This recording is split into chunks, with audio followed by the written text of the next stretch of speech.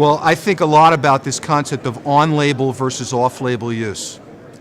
And I actually saw the Primacea Data Solutions data, and it's pretty striking to me how physicians have started to realize the importance of on-label use. But let me just give you my perspective on this.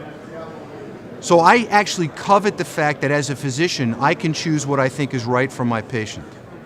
And FDA law says I can.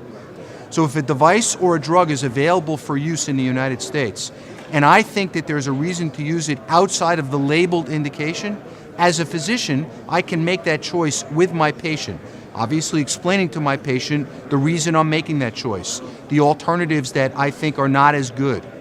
That's critical, I think. If we lose that, it's going to be a real problem for patient care. Now, on the other hand, there are realities of life, financial pressures, purchasers, hospital purchasing boards, who have to figure out how to control their inventory and the costs associated with what they're doing. This is the reality. We as doctors cannot kick and scream and drag with our nails in the wood trying to avoid this. So on-label use is probably a good thing if a device is a commodity. So if there really is no clinical benefit of one device that's off-label versus one device that's on-label, then I think it's okay. So the fact that the people who answered the Primacea Data Solutions question and suggested, 50% of them, suggested that the impact on their practice has been dramatically increased by hospital purchasing decisions is actually a fairly bone-chilling statistic.